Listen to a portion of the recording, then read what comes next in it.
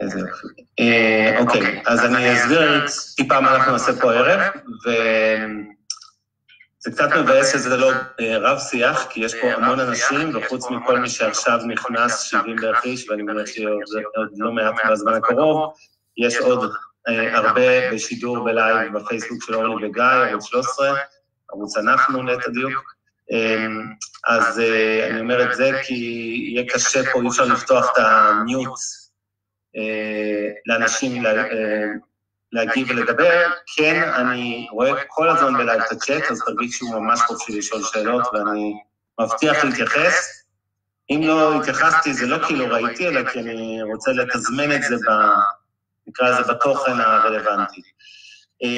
מה שאנחנו הולכים לדבר היום, אני עשיתי איזשהו פיילוט ביום שישי, אז אני כבר מתנצל בפני מי שהיה ביום שישי ושמע אותי, חלק גדול זה שידור חוזר, ומבחינתי, וחלק לא, ומבחינתי אנחנו ניפגש פה כל מי שמעוניין פעם בשבוע, ונעשה זום-אין. היום זה ארוחת טעימות נקרא לזה, שזה אומר שאנחנו לוקחים נושא קצת מהמון נושאים, נדבר על כלכלה, תעסוקה, אנשים לעידן החדש, להגיב ולדבר. כן, אני רואה כל הזמן כמובן, הזמניות, ממש חושי לשאול שאלות, ואני המון מבטיח להתייחס.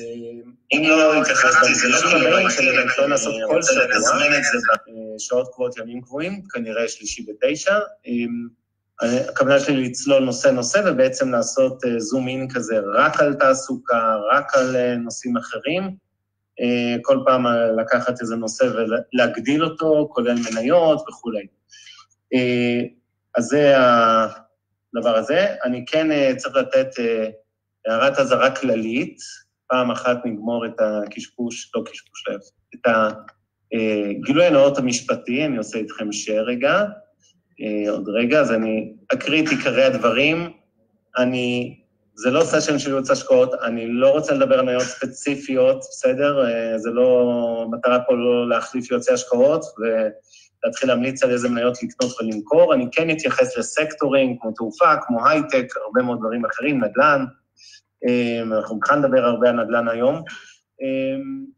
וזהו, אז בעצם כל מה שתראו פה, כל מה שאני אגיד, זה לא ייעוץ להשקעות, זה לא תחליף ייעוץ השקעות, שצריך להיות מותאם לצרכים ונכסים של כל אחד מכם באופן אישי, וזה לא עניין קבוצתי. ועכשיו שגמרנו עם ההודעה המשפטית, אני אתחיל את התכלס. אני אגיד ככה, אני רוצה להתייחס קצת לכל מה שקורה מבחינת הכלכלה מול הבריאות. אני מוריד את הידיים שאני לא אסתיר אותך. באופן כללי אפשר להגיד שכל הממשלות, או רוב הממשלות בעולם, למעט קומץ, שארצות הברית בולט בקומץ הזה, היו בצד הבריאותי של המשבר הזה בסך הכל בצורה יפה מאוד, גם בישראל, אם הייתי צריך לצאת ציון על המשבר, על הטיפול הבריאותי, הוא ציון גבוה, זאת האמת. בסך הכל אנחנו כבר במספרים יחסית נמוכים, של חולים חדשים מדי יום, מספרי תמותה יחסית נמוכים, מונשמים, כל הפרמטרים שאתם מכירים, שתוכנים עד דק כל ערב בחדשות או בבוקר בעיתונות, זה הכי נכון. יש שם גם יתרונות ספציפית לישראל, אוכלוסייה צעירה, מלכתחילה גיל תמותה גבוה, צריך להגיד שגם חולי הקורונה מתים בממוצע פחות או יותר בגיל של תוחלת החיים, בין 82 ל-86, תלוי באיזה מדינה, אבל בסך הכל זה לא חריג. אני כן אגיד שיש לי בעיה עם הסטטיסטיקה הזאת, רגע, לפני שנגיע לכלכלה, יש רק שקר אחד גדול בסטטיסטיקה, וזה לא סופרים את המתים הרבים, שלא מתים מנגיף הקורונה, אבל מתים מההשפעות שלו. דוגמה, אנשים שמתאבדים, מי שלא יודע, בישראל בשנה נורמלית יש בין 400 ל-500 מתאבדים, כרגע אנחנו כנראה עומדים על קצב יותר גבוה, אין ממש נתונים מדויקים, אבל מעריכים בערך 2 ליום, אין לי ספק שככל שהמשבר הכלכלי יעמיק, והוא עוד לפנינו, בחלקו לפחות לפנינו, אנחנו לצערי נראה עוד עלייה במקרה האובדנות, וקצת מרגיז אותי בשיא הכנות שכל בן אדם שנפטר, גם אם היה לו שבוע לחיות, והוא היה חולה סופני, לא חשוב ממה, אבל גם במקרה לא קורונה, אז כמובן רציתי לסווג אותו כמת מקורונה, להבדיל כל אלה שמתים מדברים אחרים שמשפעות הקורונה כמובן נוספים שם, כדוגמת האנשים שמתאבדים. ויש קבוצה יותר גדולה להערכתי, שאנשים שמתים מבעיות רפואיות אמיתיות, שפשוט לא הגיעו לבתי החולים בחודשיים האחרונים, ומפחד, בגלל הקורונה, ומתו מכל מיני מחלות, לפעמים אפילו בבית, מדום לב, משבץ מוחי וכולי, שבחרו, העדיפו להישאר בבית ולא להגיע לבתי החולים בגלל התקופה, וגם זה אף אחד לא עוקב אחרי הסטטיסטיקה הזו לצער.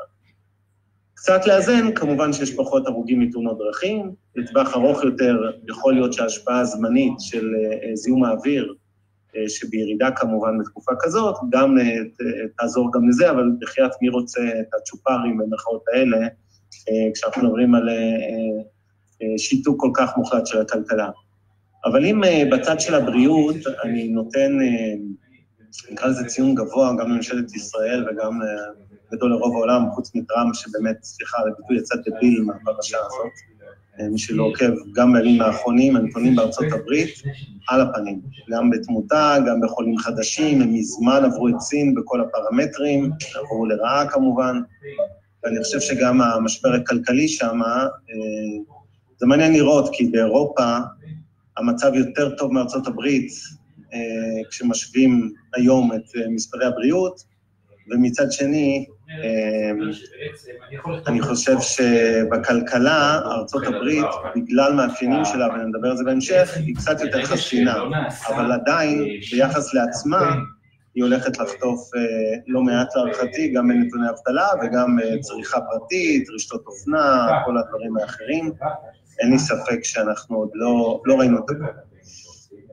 אז בכלכלה, אני חושב שהציון שנקרא לזה, ממשלת ישראל ספציפית מקבל בעיניי לצערי נמוך, אני אומר את זה בכנות, אני שם מצד פוליטיקה. הוא נמוך מכמה טעמים. קודם כל, הגענו למשבר הזה במצב מצוין, זאת האמת, צריך להגיד בכנות, הכלכלה הישראלית הייתה מאוד חזקה ערב המשבר, גם במושגים של צמיחה, וגם במושגים של חוב לתוצר, מה שנקרא, רמת המינוף של מדינת ישראל. היינו הרבה פחות ממונפים מאירופה ומארצות הברית. כלומר, יכולנו להיות לארג'ים יותר בתוכניות חילוץ, וזו הבעיה הראשונה, שאנחנו קמצנים מדי. אתם שומעים מספרים בתקשורת, היום זה בערך 86 מיליארד שקל. צריך להגיד שמתוך ה-86 מיליארד, אנחנו מדברים על סדר גודל של 55 מיליארד כסף ישיר מענקים וכולי, ועוד קצת מעל 30 מיליארד שקל, שזה בעצם ערבויות למיניהם, מצבים שהממשלה נותנת לבנקים ערבות כדי שהיא תתן הלוואות, כל מה שהוא לא כסף ישיר אלא הלוואות וערבויות. אני חושב שזה, יש לנו פה בעיה קצת עם המינון, ובעיקר עם העוצמה. והבעיה השנייה או השלישית זה הבעיה של נקרא לזה, היישום בפועל. אתם יודעים שיש מיליון תוכניות ומיליון תמריצים, ולא את כל התמריצים האלה הגיעו לחשבונות הבנק של מי שהיה צריך להגיע, בעיקר עסקים קטנים בינוניים. אני מאוד לא אוהב את מה שעשו עם הסיפור הזה של הראל ויזל ופוקס, אני חייב להגיד יד על הלב, אני מרגיש שיש פה איזה סוג של הסתה פנימית, של כל מיני גורמים שנורא שמחים בימים אלה להסיט את בעלי העסקים הקטנים נגד הגדולים, ולהסביר, בואו, חבר'ה, קחו רשת כמו משביר לצרכן, אוקיי? זה עסק גדול, אלפי עובדים. העסק הזה, צריך להגיד בכנות, כמו הרבה רשתות אופנה, ופוקס אולי דוגמה חריגה לטובה, גם קסטרו, היו במשבר ערב הקורונה, עוד לפני הקורונה.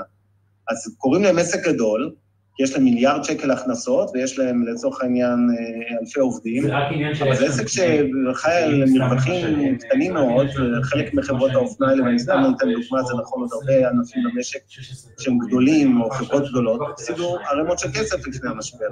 אז גם להם מגיע סיוע, לא רק לעסקים קטנים.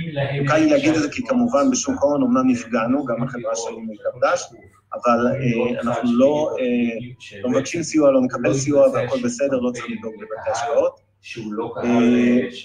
זה המקום רגע שאני עושה הצירונת, כי אני רואה שכבר נכנסו לא מעט, אז אני רק רוצה להגיד כמה דברים. אחד, שיש לי את איתן מאחורי גרבר, שהוא מתרגם לשפת סימנים, יש לו מעט חרשים ושמיעה איתנו, ושיר עושה את התמלול, מי שרואה תמלולות למטה, זה שיר פלמן. רקע קצר על עצמי, קוראים לבן סטפאק, אחד משני הבעלים של מיטב דש, לצד ERM, גם בקטע של פרטיות, יש גם קטע של דת, ויש אנשים שבעצם כל הדבר כזה הוא בכלל לא קשור אלינו, זה קשור לזה שפייסבוק ידע. אם אתה רוצה שפייסבוק לא ידע, ועוד כל מיני תחומים, לא ניכנס לזה, אבל זה פשוט שיהיה לכם את הרקע. וזהו, אני אחזור למצגת. אז אני רוצה לשתף איתכם רגע איזשהו שקף, שלא תשתממו רק לראות את הפרצוף המואר שלי. יש לי שקף של משווה את התוכניות חילוץ בישראל למה שראינו בחו"ל.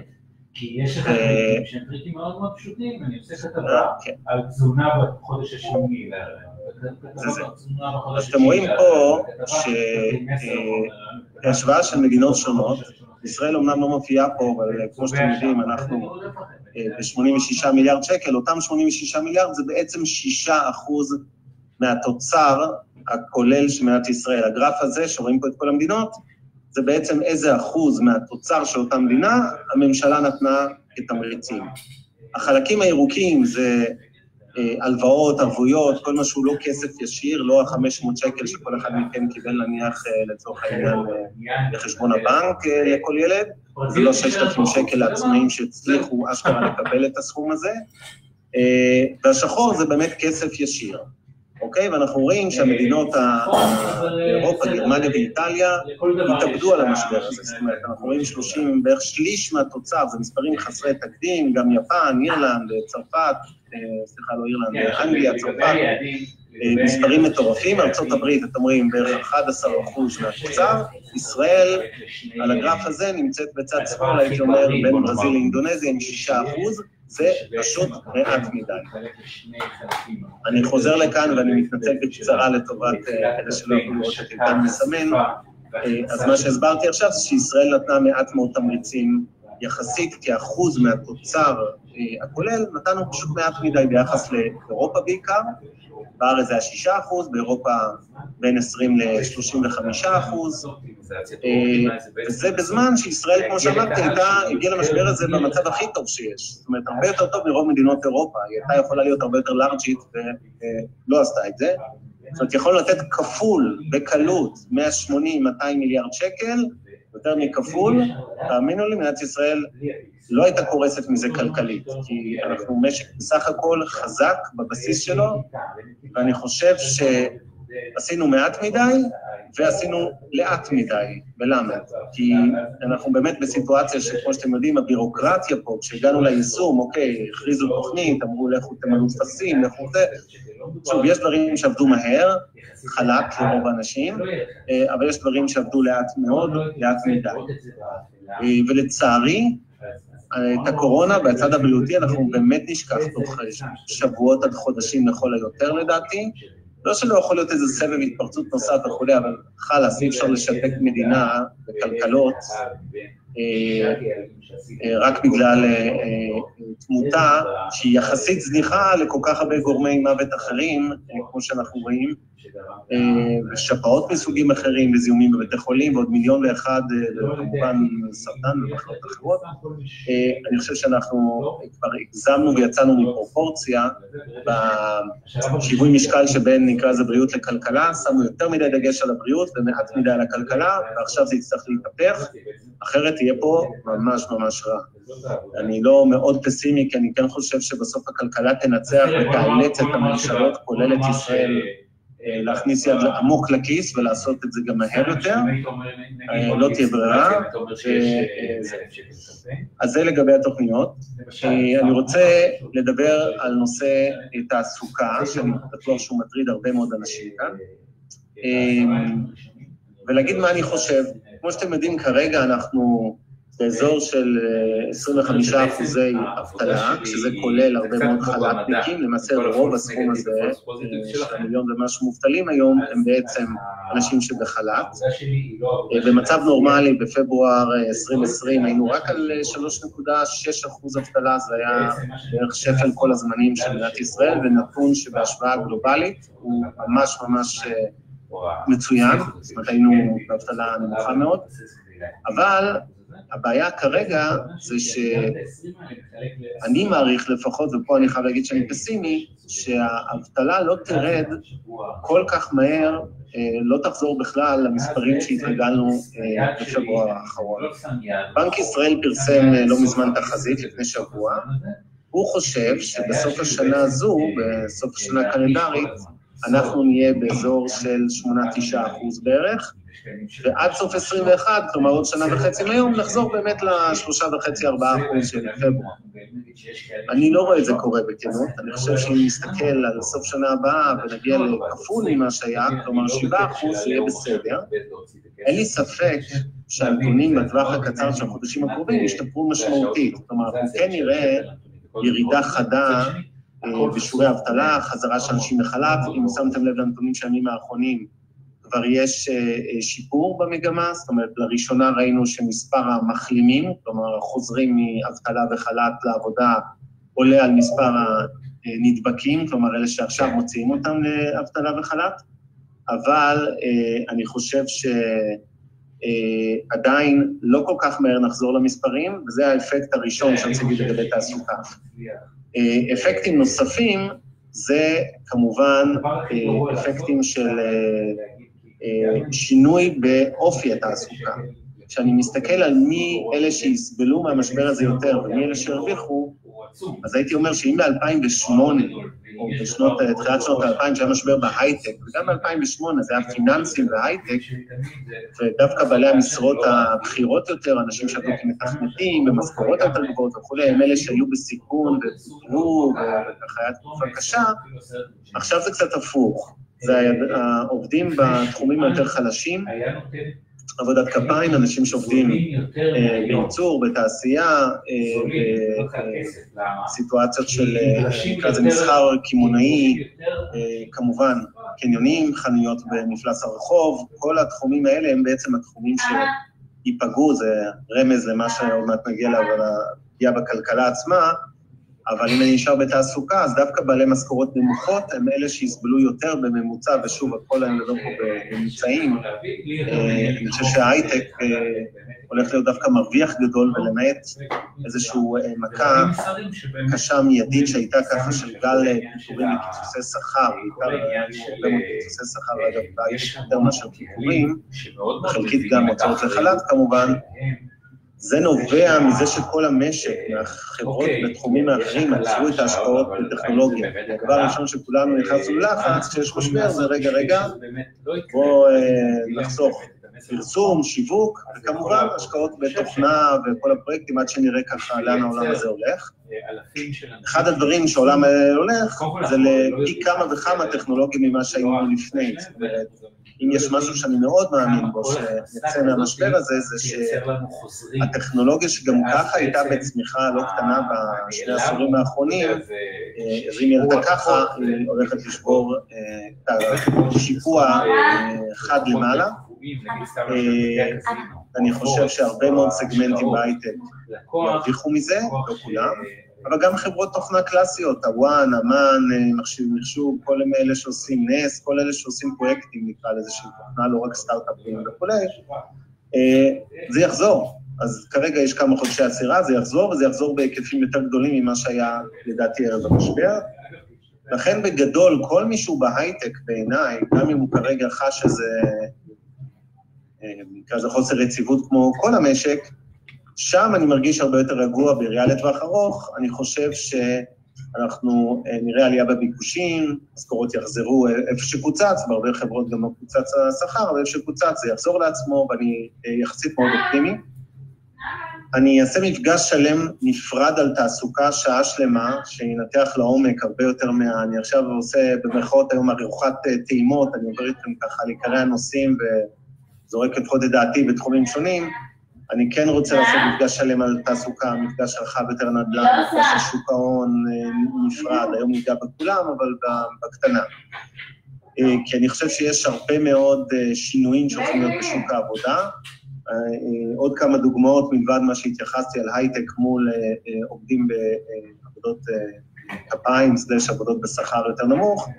אני חושב שאנחנו נראה, וזה דווקא רפורמה מבורכת בעיניי, הרבה מאוד עסקים שעוברים לעבודה של יום או יומיים אפילו מהבית של העובדים שלהם, או של רוב העובדים שלהם, לא כל תפקיד אפשר לעשות מהבית, אבל הרבה מאוד מהמקצועות, נקרא לזה צווארון לבן, וענפים שלמים, לא רק בית, שירותים, מסחר, ליסינג, נדל"ן, הרבה מאוד דברים שלא מחייבים ממש, לא כל לבניין, אלא אנשים שבאמת עובדים במטות וכולי, יכולים לעבוד מהבית, ויש לזה תוצרי לוואי מבורכים, פחות פרקים, יותר תרבות פנאי, יותר זמן במשפחה.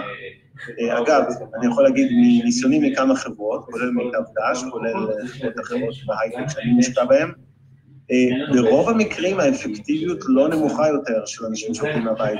יש אנשים שלא יודעים להתמודד עם זה, מיעוט. אני חושב שרוב העובדים עובדים יותר טוב אפילו מהבית. אני לא מדבר על זה שאנחנו נחסך שעה וחצי ממוצע פקקים, לא חזור לעבודה, זה לבד כמובן תורם הרבה.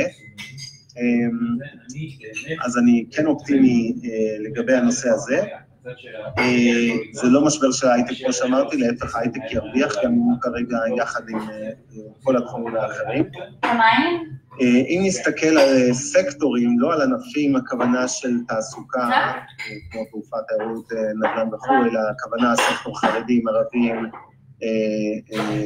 וכולי, הייתי אומר שאני חושב שהמשבר הזה, אם יש לו תרומה נוספת חברתית, לדעתי זה יגדיל את השילוב של אוכלוסיות מוחלשות סלש מודרות לשוק העבודה. מי שלא יודע, אנחנו לצערי, שוב, זה קשה עם הסיסמאות האלה נגד חרדים וכו', אבל אנחנו היינו במגמה בסך הכל מאוד טובה בעשור האחרון. דווקא אנשים כמוך חרדים וערבים לשוק העבודה.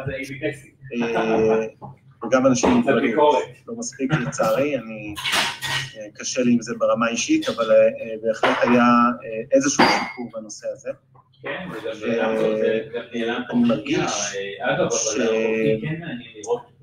אני חושב שיהיה פה שיפור, והסקטור שאולי ירוויח הכי הרבה זה דווקא אנשים. אנחנו יודעים שיש אפליה במציאות, בשכר, בתפקידים, בקידום. תחשבו שבעידן החדש, שאפשר לעבוד גם יומיים מהבית, קצת יותר קל לגדל ילדים, ואנחנו יודעים, אני שוב לא חלילה זה, אני מדבר עובדות לא עכשיו, איך צריך לראות עולם. מעשית, נטל גידול זה, והנושא של הריונות, היה חסם בקידום של נשים בשוק העבודה. אפשר להתכחש לזה, אבל זאת האמת.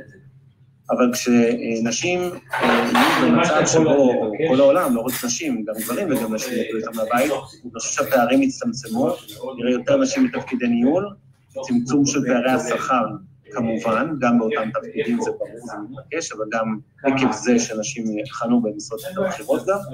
מעולם הישן נקרא לזה, אני חושב שזה אחד התועלות הטובות, שוב, כל זה סשן נפרד, נרחיב על תעסוקה, יותר שאלות תשובות. וניכנס לזה. אני כן רוצה להגיד שיש לכם פה את הצ'אט, כל מי שרוצה להעיר הערות, לשאול שאלות, אני ממש קורא באונליין מולטיטאסק, מבטיח להתייחס להכל, אז תרגישו לשאול שם, אני לא יכול לפתוח טכנית את הצ'אט, כי יש כמות מאוד גדולה שאנשים מכאן מפה, ולא את הצ'אט, את הכוונה לפתוח את המיוט, אז יש פה גם כמות גדולה, ויש גם הרבה מאוד צופים מאחורינו, דרך התפקיד של אורי וגיא, שמשדרים את זה גם בלייב עכשיו אצלם, בערוץ אנחנו, והם יוזר אחד פה, שבעצם מאחוריו יש הרבה מאוד אחרים. אז זה לגבי תעסוקה. אני רוצה להתייחס לכלכלה רגע בכללותה, ולהגיד מה עיקרי ההשפעות שאני רואה, כשמסתכלים כמה חודשים קדימה, נגענו בתעסוקה ואבטלה, שכמו שאמרת, אני קצת פסימי יחסית על סוגיית האבטלה, ביחס למקובל נקרא לזה בבנק ישראל, וכללים אחרים בארץ, שיותר רוצים ממני, שהמשבר הזה הוא קצת יותר עמוק בכלל ממה שרואים אותו, הוא יפגע בעיקר בעסקים קטנים ובינוניים, וזה הזמן אולי להתייחס לזה. אני חושב שאחת הפגיעות הכלכליות הגדולות, והיא גם אחד הרווחים בצד השני של שוק הייטק, זה כל נושא המסחר. היינו במצב ערב המשבר שהסחר האלקטרוני בהרבה מאוד תחומים בכל התחומים, היה במגמת עלייה כל שנה. יוש, בסוף לא התקשרת. ניקח את שוק האופנה, אז הממוצע העולמי היום היה באזור 23-4%. פוסט לאינסטגרם שלהם, ואז פה אני ארצה לעשות באינטרנט מאומן. זה על אקספרס, טרמינל ישראלי, אמזון, כל אחד שוק. הבנתי, כאילו, מצאתי איפה יש...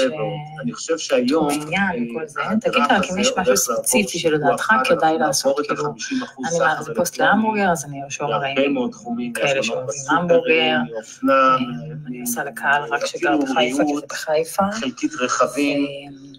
כל מה שצפו שיקרה בתוך 10-20 שנה, הולך בעיניי להתכווץ. חייבתי לעשות לו לאוהדי מכבי חיפה, כאילו... זאת אומרת, נראה זינות כזה, יש להם בעיקר נראה לי קהל... מי המפסיד מזה? עסקים במפלס הרחוב, עסקים בקניונים, מי שעוקב קצת אחרי ארצות הברית. יש עוד איזה משהו שחשוב לשים לב לפני שאני עושה, כדי שלא סתם...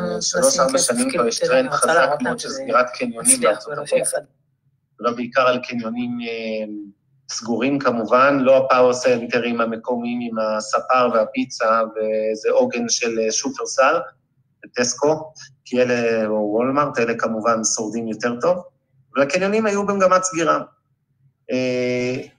ואני חושב שבארץ היום, גם בגלל המפגש של הקורונה, עם עלויות שכר הדירה מאוד מאוד יקרות, גם בקניונים, אבל גם אגב במפלס הרחוב, בביאליק של רמת גן ומקבילה בארץ, או דיזנגוף או whatever, יש קצת יותר מדי בכנות, העלויות האלה, זאת אומרת, העסקים שרובם לא נמצאים עם נוכחות חזקה באונליין בסחר אלקטרוני, אלא בעיקר באופליין, אני מרגיש שהתקשו לשרוד חלקם, שאני לא חושב שכל חנות ברחוב חלילה תיסגר, אבל לא מעט סגירות, ברור שעסקים כמו מסעדות, בתי קפה, מועדוני כושר, חלקם לפחות, התקשו. זה שידור שעכשיו אני מעביר בחי, אבל אני לא מתעסק איתו, אני רק מעביר אותו. קשה, דמיינו ללכת לבית קפה, כן, עם הרבה מההגבלות, יישארו פה לאורך שנים, זה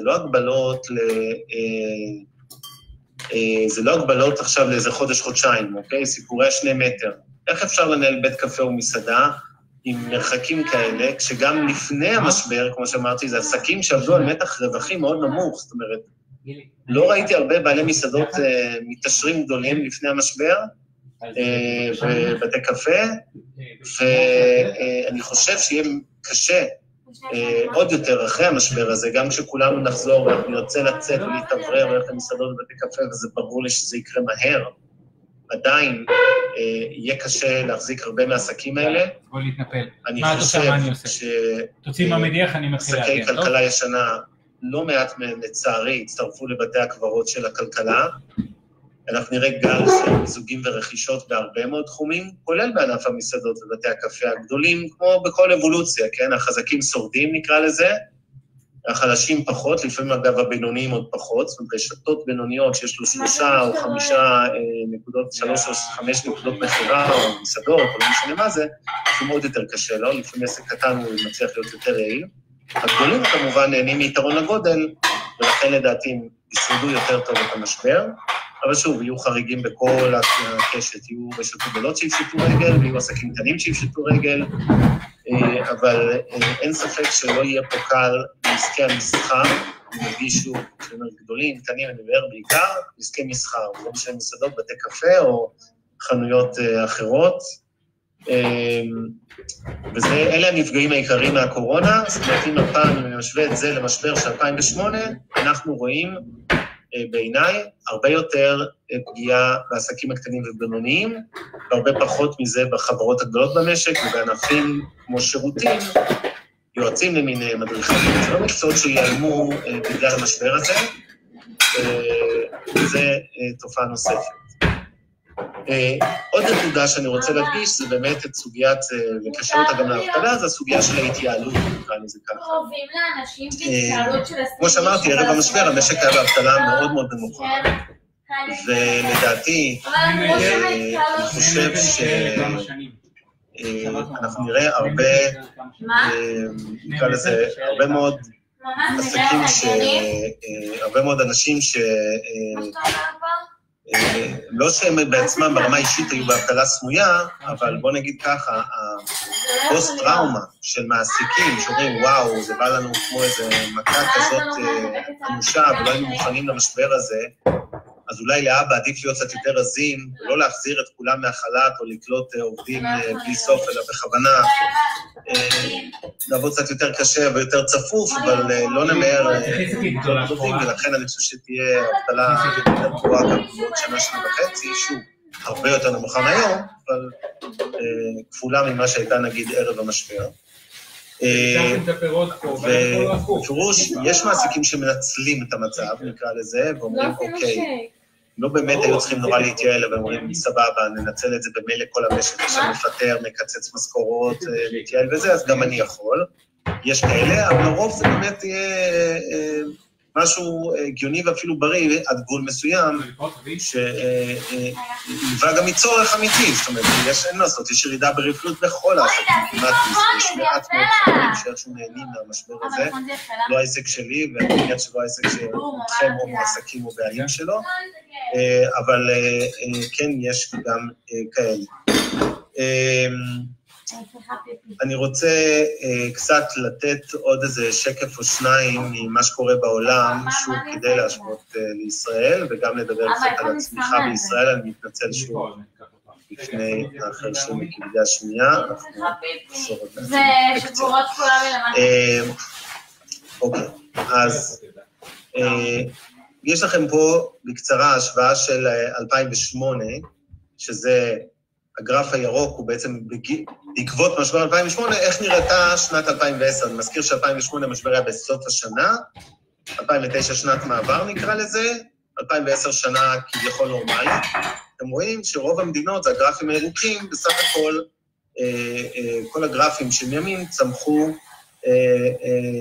מדינות כמו אסיה, כן, בעיקר סין, הודו, אוסטרליה, כמובן גם ישראל, עם 106.7, בשנתיים, זאת אומרת, צמחנו יפה בשנתיים של 2010-2011, פוסט המשבר.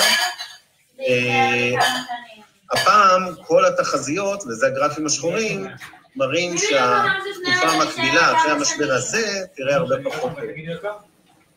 עוד משהו שאפשר לראות, זה התחזיות למשבר, שהיום, שתחזיות שקרן המטבע העולמית, יש כל מיני גורמים שמעריכים מה יקרה בעצם לצמיחה או מיתון, אז כמו שאפשר לראות גם פה, הגרפים של 2020 ו-2021, או בעיקר 2020, ליתר דיוק, צופים מיתון כמעט בכל מקום בגלובוס. ב-2021 אומרים כבר תהיה צמיחה. אני מסכים עם זה, רק טיפה לוקח את זה יותר נמוך, אני לא חושב שכל כך מהר הצמיחה תחזור, או לא בהיקפים האלה, נקרא לזה ככה. פה אתם רואים את נושא הגירעון התקציבי, יש עלייה משמעותית בגירעונות שמשווים את המשבר הזה, זאת אומרת, הממשלות מכניסות עכשיו הרבה יותר יד לכיס לעומת 2008, זה גם נכון לישראל, רק שכמו שאמרתי, כמה שאנחנו לא מכניסים יד לכיס, צריך להכניס הרבה יותר. עוד גרף מעניין, זה ארצות הברית מול אירופה, תשימו לב, שארצות הברית, תסתכלו בגרף השמאלי, מספר החולים החדשים שם, אתם זוכרים שלפני חודש הסתכלנו על ספרד ואיטליה כאיזה בית קברות המוני אחד עצום, ארצות הברית במצב הרבה יותר גרוע.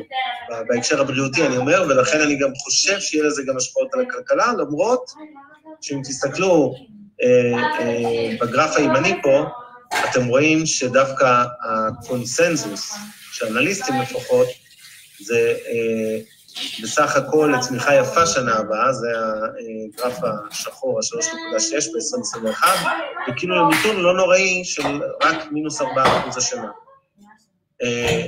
מעניין עוד דבר אחרון להראות, זה הגרף השמאלי פה, הסנטימנט הצרכני, זה כאילו שואלים, עושים סקר לצרכנים האירופאים והאמריקאים, נקרא זה מדד אופטימיות, אתם מתכוונים לקנות, כמה אתם מתכוונים לקנות, אתה הולך לקנות דירה השנה, לא הולך לקנות דירה, אתה הולך, לא משנה, להגדיל את ההוצאה המשפחתית. אתם רואים שאירופה זה הגרף הירוק, נראית קטסטרופה יחסית, וארצות הברית דווקא יחסית, למרות שהמשבר שם יותר עמוק, בטח בצד הבריאותי, היום הצרכן האמריקאי הוא יותר אופטימי מטבעו. זה עוד דוגמה שאני רוצה להתייחס אליה, זה דרום קוריאה. דרום קוריאה זו המדינה הראשונה בעולם שבעצם מראה לנו מה קרה בפועל, נתונים אמינים נקרא לזה, בלי לפגוע בסין, של הרבעון הראשון. אני מזכיר שבקוריאה, להבדיל מישראל ובאירופה, גם המשבר הזה, כמו בסין, התחיל כבר בדצמבר-ינואר, כלומר, הרבעון הראשון כמעט משקף במלואו רבעון של קורונה. צריך ליהנות מהחיים בקיץ. בסך הכל אתם רואים שהצמיחה השלילית, זה הטור השמאלי, היה -1.5%. אבל אתה אומר שזה מסוכן לשים פה את המחשב? אז אני חוזר רגע לפה, ממש אני מתנצל שוב במשפטים קצרים. בעצם שיר תמללה אותי, אז אני אסתפק בזה במקום לחזור על כל מה שאמרתי עכשיו. אני כן רוצה עוד להתייחס קצת לישראל. שוב, ישראל זה משק צומח, הבסיס שלו. נקודה שלא מדברים עליה הרבה, וזה מעניין להשוות, אנחנו שנים, כמו בגלובוס, שאנחנו באמצע, נקרא לזה בין אירופה וארצות הברית לאסיה, מהצד השני, לסין וכולי, גם בצמיחה אנחנו פחות או יותר באמצע. זאת אומרת, ישראל, אם בסין, הודו, אינדונזיה, כל מיני מדינות אחרות, ראינו צמיחה של 5-10%, תלוי באיזה מדינה אתם לוקחים בשנים האחרונות, ובאירופה היה שואף לאפס, נקרא לזה ככה, בארצות הברית במספרים נמוכים יחסית, ישראל תמיד הייתה באזור האמצע כזה, 3-4%, מכל מיני סיבות. אנחנו משק מאוד פתוח לייצוא ויבוא, אנחנו משק שההייטק, למרות שהוא לא ענף עצום, התרומה השולית שלו למשק היא כמובן מאוד מאוד גדולה, ובסך הכל ראינו, אני חושב שכרגע אנחנו ניפגע בדומה ליתר העולם, זאת אומרת, ברור שיהיה מיתון, לא צריך להגיד לכם את זה, אתם רואים את זה כבר ביום-יום. יש פה גרף מעניין, רק עוד 2 גרפים לחלוק איתכם היום, מבטיח שלא יהיה יותר מדי, אבל אני רוצה לראות 2 דברים. אחד, זה את הגרף הזה של הצמיחה, אוקיי? אתם רואים בצד ימין את 2019, צמיחה של 3.5%, אינפלציה שואפת לאפס, תכף נדבר על אינפלציה בכלל בעידן החדש, ריבית שואפת לאפס, הייתה 0.25%, ב-19 היום היא 0.1, כמו שאתם יודעים, בנק ישראל הוריד ממש לפני שבועיים את הריבית. אני פתחתי. ובצד שמאל יש לנו את התחזית ל-2021, תחזית בנק ישראל. הם חושבים, חטיבת המחקר של בנק ישראל חושבת שתהיה צמיחה כבר של 0.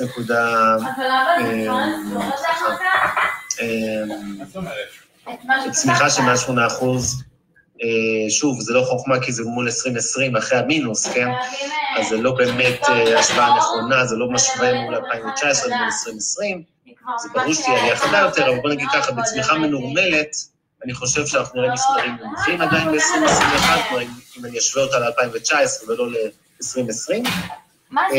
אתם רואים שיש להם תחזית אינפלציה טיפה גבוהה, אחוז, אבטלה, צריך להגיד, ה-5.5% שבנק ישראל צופה, זה ממוצע שנתי, כלומר, אנחנו לשיטתם נתחיל ב-8.9 את 2021, נסיים נניח ב-3-4%, כמו שהיינו ערב המשבר, והממוצע יהיה באזור ה-5.5%. הגרף הבא זה הגרף שמראה לכם את ההכנסות של משקי הבית. אני בטוח שזה יעניין הרבה אנשים. אתם רואים פה בצד ימין, במושגי נטו, את ההכנסות וההוצאות של משקי הבית. שוב, זה נתונים ממוצעים, אני מזכיר, זה לא חציון וזה לא עשירון עליון או תחתון, זה ממש ממוצע של האוכלוסייה בישראל. כמו שאתם רואים, בעבר, ב-2011 עד 2013, כולנו היינו באוברדרפט, או הממוצע היה באוברדרפט שוטף, זאת אומרת, הוציא יותר מי שהכניס. כמה שנים היינו על האפס, והתחיל דווקא פער חיובי. למה היה פער חיובי? הייתה עלייה בשכר הממוצע במשק בשנים האחרונות, וההוצאות גדלו אמנם, אבל בקצב יותר איטי. צריך להגיד פה את הערה, שאתם רואים שם שהנתונים האלה של ההוצאות, שאתם רואים שזה קצת מעל 16,000 שקל בחודש, זה כולל גם שירותי דירה ורכב, כלומר, מה שעושים, מנרמלים, גם בן אדם שיש לו דירה בבעלות מלאה שלו, ונגיד אפילו בלי משכנתה, אומרים לו, כאילו אתה סוחר את הדירה שלך, ואם הדירה הזאת נניח היא 5,000 שקל לחודש, אז זה כלול במספר 16,000. אותו דבר, הבן אדם שמקבל ליסינג, או קנה מכונית, נקרא לזה ככה, ממוצעת בישראל, בת 3.5 שנים, ורכב כזה שווה X כסף, אז בעצם אומרים, אוקיי, אז הוא מוציא לחודש 2,000 שקלים, נניח על האוטו שלו, ועוד 700 על הדלק וכו'. אז זה המרכיב הזה. מה שקורה כרגע במשבר, באופן טבעי, צד ההכנסות נפגע, כל מי שעכשיו נמצא בחל"ת או באבטלה יודע את זה, כי הוא בעצם מפסיד לא מעט כמובן, לעומת המשכורת האמיתית שלו, הרי אתם יודעים כמובן שלא מקבלים 100% ממה שהיה לכם קודם. ומצד שני, גם צריך להגיד בכנות, גם צד ההוצאות ירד. כלומר, הנזק במשקי הבית כרגע, בחודשים מרץ, אפריל, מאי, נטו, כשמסתכלים עליו, הוא לא עצום, כי גם ההכנסות וגם ההוצאות ירדו, אבל אם האבטלה תישאר כאן, ומצד שני המשק כן יחזור לעבודה כמעט מלאה, ואני כן חושב שזה הולך לקרות תוך שבועות עד חודשים, כלומר, בהדרגה, אז בעצם, אז יתחיל להיווצר איזשהו פער, אוקיי? איזשהו וקום כזה או חוסר בין העלייה שתהיה חזרה בהוצאות, כשההכנסות לא לכולם יעלו חזרה לאותה רמה שהייתה קודם. הנתון המעניין מצד שמאל, כמו שהראיתי לכם קודם, מה הצרכן האמריקאי והאירופאי חושב, ששואלים אותו בסקרים קדימה, זה מעין מדד אופטימיות, אז אתם רואים פה משמאל את השלושה גרפים האלה, אדום, שחור, ירוק, אז נגיד ככה, זה לא חוזה קדימה, זה צילום מצב, נקרא לזה, נמצאים בחובות היום בערך 24%, זאת אומרת שהכוונה שהם מעידים על עצמם, זה לא בהכרח אגב המציאות, זה יכול להיות גם שזה סופר אנשים שחיים בסרט וחושבים שכן, אלה שמנהלים, אומרים שמנהלים תקציב משפחתי מאוזן, והם בעצם בדפיציט. אז נמצאים בחובות זה אלה שאומרים, אני לא סוגר את החודש, נקרא לזה ככה, רבע מהאוכלוסייה בישראל, קצת פחות מ-40% אומרים שמצליחים לחסוך, וקצת פחות מ-40%, אבל יותר מאלה, זה אומרים אנחנו בגדול סביב האפס. ואני חושב שבסך הכל, אם מסתכל קדימה, לא נראה שינוי דרמטי, זאת אומרת, בנטו, כמו שאמרתי, לפחות בטווח הקצר, אני מעריך שנראה מספרים דומים. אומרים לי שאני צריך לדבר יותר לאט, אז אני אדבר יותר לאט קצת. אני לא מתפעל אותו, הוא פשוט... ועוד מעט אני כבר אתייחס גם לשאלות, ואני כבר אומר, מי שירצה את השקף, את השקפים, את המצגת, בשמחה אני אעביר אותה, אני אשאיר פה אחרי זה את המייל שלי. אתם יודעים, אני ארשום אותו כבר עכשיו, כדי שמי שירצה לנטוש, לא יצטרך להתייבש. לא רוצה לעבור לאנגלית. הנה. אז זה המייל שלי במיטב דש, לא רשמתי אותו נכון, אופס, צריך לעשות את זה לכולם. בכל מקרה, אז כן, אני אעביר גם את המצגת, ועוד מעט אני אתחיל לענות לכל השאלות שמצטברות פה.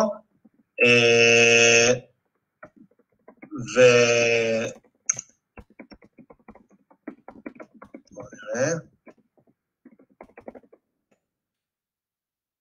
everyone, בסדר. אז זה המייל של מי שרוצה להתכתב איתי בפרטי, ובכלל אני אשמח לפידבקים, גם מי שלא נהנה, אל תתביישו, או בצ'אט, או בפייסבוק שלי, תשמיצו חופשי. אז זהו, אז זה לגבי הכלכלה, אני רוצה להתייחס קצת לכמה ענפים. תיירות, נתחיל מזה, אז נעבור לנדל"ן. תיירות, אני מפריד פה בין תיירות פנים לתיירות חוץ, אוקיי, טיסות לחו"ל.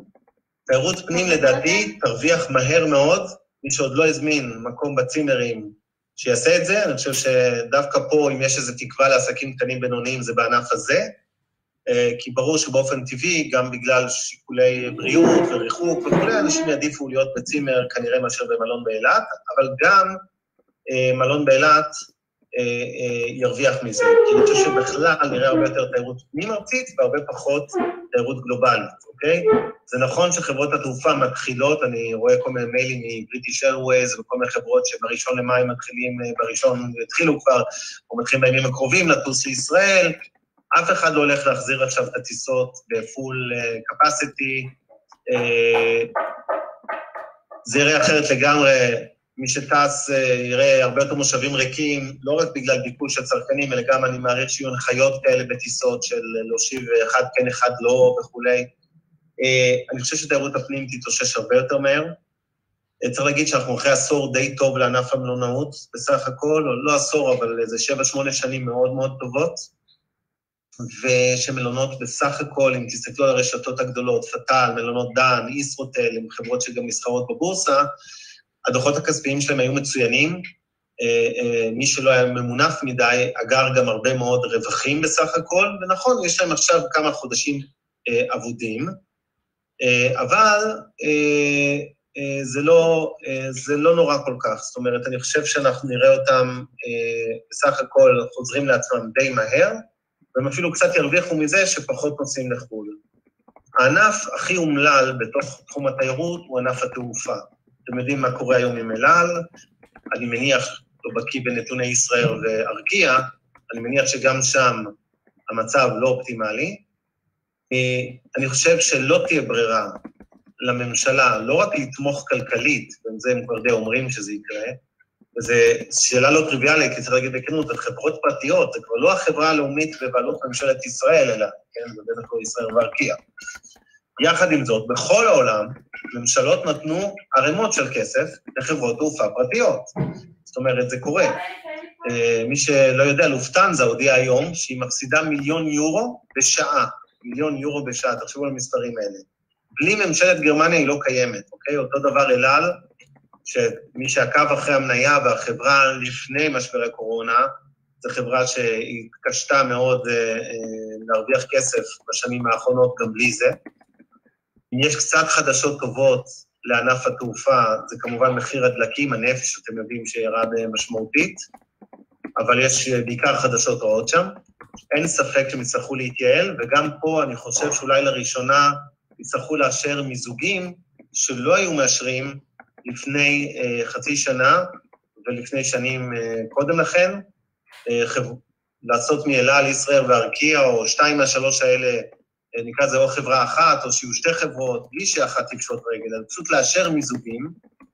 אני חושב שהפוקוס בכלל, בעולם החדש של רשות התחרות, מי שמכיר, זה מה שהיה נקרא רשות הגבלים עסקיים, זה הגוף שאמור לאשר עסקאות של חברה קונה חברה וכו'. אני חושב שאנחנו הולכים לשינוי מדיניות פה שיהיה יותר ליברלי, פחות דגש עכשיו על המחיר לצרכן, ויותר דגש על שרידות של חברות במשק שלא יקרסו, בכל העולם, אגב, לא רק בישראל. אני חושב שאנחנו נראה אישורים למיזוגים. קחו דוגמה את סלקום. סלקום לפני 3-4 שנים, מי שזוכר, רצה להתמזג עם גולן טלקום, זרקו אותם מכל המדרגות, עכשיו פתאום הכל נהיה אפשרי. אז אני חושב שבאמת הממשלה ורשות התחרות תבין שאין ברירה, אנחנו מדינה קטנה מדי, לא יכולים להיות פה 3 חברות תעופה, לא יכולות להיות פה 6 חברות סלולר, ועוד הרבה מאוד תחומים אם נעבור, שיש פשוט יותר מדי שחקנים בשוק. ולא רק שאנחנו מדינה קטנה, אנחנו מדינה מוקפת כלכלות נכשלות.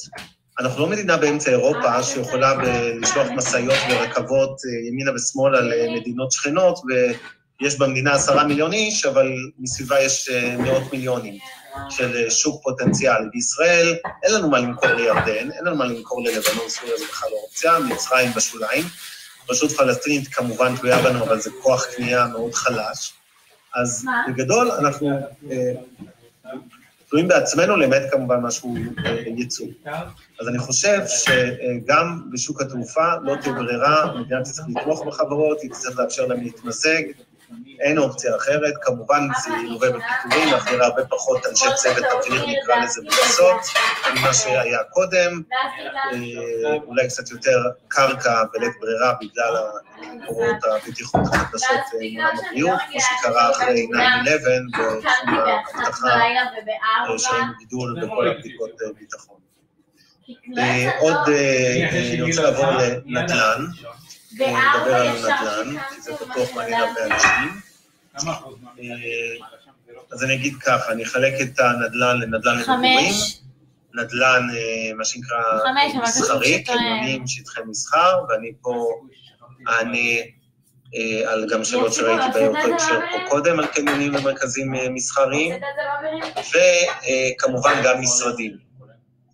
באופן כללי, אני חושב שלראשונה מזה הרבה מאוד שנים, אנחנו רואים ירידת מחירים אמיתית, גם בישראל, בגלל שהרבה אנשים מפקפקים בזה, זה נראה להפך, אנשים אומרים, רגע, אבל עכשיו לא בונים, האתרים סגורים, הם פועלים וכו'. זה נכון, אבל זה נכון 3-4 חודשים. ומהצד השני של הפגיעה בהתחלות הבנייה ובקצב הבנייה, צריך לזכור שיש פגיעה לא קטנה בכלכלה, ביכולת הכלכלית של הישראלי הממוצע, לקנות דירה עכשיו, ולהוציא 1.5 מיליון שקל, מתוכם איזה 1.1 מיליון במשכנתה, 70 ומשהו אחוז.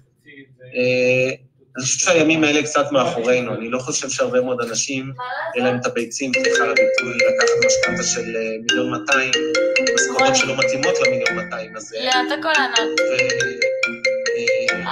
החשש שלי הוא לא מהריבית על משכנתאות, אני לא חושב שהריבית על משכנתאות הולכת לזנק, להפך, היא עכשיו במגמת רגיעה, מי שעכשיו רוצה לבדוק מחזור משכנתה, אגב, זה ממש זמן לא רע לפשפש בניירת שלכם ולראות מה אתם יכולים לחסוך. אני פספסתי את זה לפני 1.5 חודש, אני אעשה את זה בקרוב. היה באמצע נורא קשה, מי שיודע, מי שניסה במקרה בחודש האחרון לקחת משכנתה, או חודשיים האחרונים, אני יודע שהריביות זינקו, בלי קשר אפילו בהכרח למה שקרה בשווקים. אז אני מרגיש ששוק הנדל"ן הולך לרדת, נדל"ן למגורים, כי הביטחון הכלכלי של זוגות היום להתחייב על זה, במגמת ירידה, וכל מי שחוזר על המנטרות האלה של 40,000 איש בשנה שמתחתנים והמתגרשים והם צריכים דירה שנייה וכו', זה ממש מזכיר לי את הדיבורים שהיו בשוק שלי, שוק ההון ב-2008, אמרו, איך יהיה משבר, איך ירדו בורסות, הם אמרו את זה עוד ב-2007, ערב המשבר, הרי יש כל כך הרבה כסף שזורם לקרנות הפנסיה ולקופות הגמל, אין שום סיכוי שמחירים ירדו, והמחירים לא ירדו, צללו, מי שזוכר את 2008, שוק המניות קרס ב-40% אחוז. אותו דבר, אין נכס, גם לא נדל"ן וגם לא דירה למגורים, שלא יכול לרדת. נדל"ן למגורים, בגלל קורונה, כשהוא בבועה, צריך להגיד, בכל צריכים לקנות דירה, במחירים האבסולוטיים, שעלו 15 שנה רצוף, אבל נדל"ן יודע לרדת, אם במנהטן מחירים ידעו לרדת במשברים, ובפריז וסן פרנסיסקו ובלונדון, לרדת, 30%, גם בתל אביב יכולים לרדת, לא רק שם.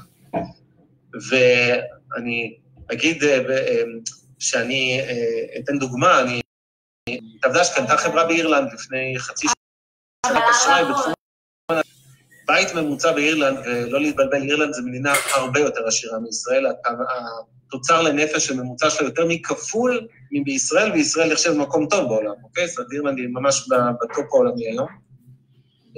מדינה מאוד מעניינת, אין שם פערים חברתיים מאוד מאוד קטנים, יחסית בין עשירים לעניים. בית ממוצע שם עולה 350,000 יורו, זה לא דירת 4 חדרים, זה בית פרטי, כי זה הפורמט שהם גרים, זה קוטג'ונים כאלה. שים את זה? הוא לא קרסי שלו, כמובן הוא עלה חזרה, אבל מהמשבר שלפני עשור, אבל עדיין לא קרוב. לקנות אותו לוקח רבע בערך מכמות המשכורות שצריך בישראל, כדי לקנות את הדירת 4 חדרים, ואין לו מושבות ממוצעת. ואין לי ספק שגם פה השילוב הזה של המחירים הבולטים שהוא מלכתחילה ביחד עם פגיעה ברמת ההכנסה, ובעיקר פגיעה פסיכולוגית בביטחון, יכולה להעלים את זה. וכמו שלא היה, כמו שהנזילות בשוק ההון ב-2008, אותם מוסדיים כמונו ואחרים, כן, קרנות פנסיה, נעלמו מהבורסות ביום אחד, גם אנשים, זוגות צעירים שהתחתנו, או שהתגרשו להבדיל, גם זה יהיה לנו כנראה יותר מהרגיל, נקרא לזה פוסט-קורונה, זה גם אחד האפקטים.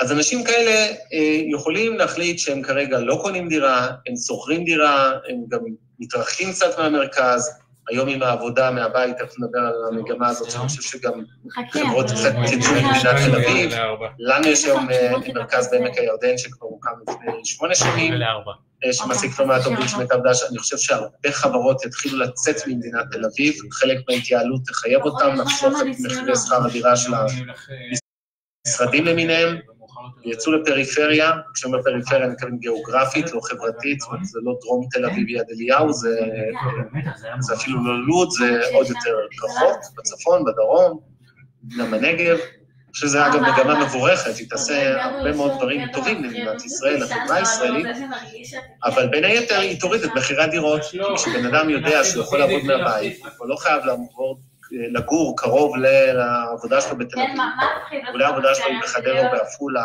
והוא יכול להרשות לעצמו לגור שם, או בחיפה, או אפילו צפון ממש גליל או נגב. אני חושב שאנשים פחות ירדפו אחרי הדירות. בואי נראה מה נשאר לנו. התשואה, זאת עוד סיבה לירידת מחירי הדירות, זה כמובן התשואות הנדל"ן. מי שיודע היום, התשואה על שכירות, באזור נקרא זה גוש דן, תל אביב, גבעתיים, רמת גן, קריית אונו וכולי, על הדירות, במיוחד הדירות הגדולות יותר, אלה שכמותית קנו בעיקר אותן, דירות 4-5 חדרים, לא מדבר עכשיו דירה להשקעה באר שבע, זה דירת שיכון, או בקריית שמונה בסטודנטים במכללות. הדירות במרכז הארץ, התשואה נטו היא באזור 2.5, 2.7 לשנה, התשואה שוטפת מסחירות. על זה היו עוד רווחי הון.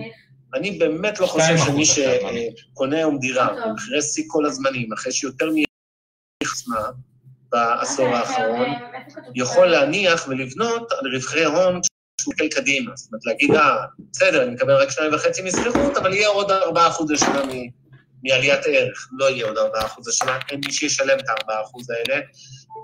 הגל של תושבי החוץ, מי שחושב שעוד פעם זה כבר נהיה שחקן שולי בשוק הנדל"ן, הם תרמו הרבה לעליות של השנים האחרונות, או בעיקר עד לפני 3 שנים, הם כבר לא הסיבה, גם לא העולים מחול. אני חושב שבסך הכל נדל"ן למגורים, הפעם באמת ירד. כרגע זה בעיקר יתבטא בקיפאון בעסקאות, מי שעכשיו ניסה במקרה לקנות או למכור דירה, יודע או למכור דירה לפחות זה עסק שלוקח זמן, יש הרבה פחות מענה. נתון מעניין של בנק ישראל, אני לא קונה אותו, אני אומר מראש, יש לי שם בעיה עם המספר 15% ירידה במחירי תל אביב, בחוזים שהתחדשו בחודש האחרון, אוקיי? לא נראה לי, אני לא יודע, אני מחכה עוד איזה חודש לראות נתונים עדכניים יותר, נראה לי קצת חד מדי, אבל אין ספק שיש ירידה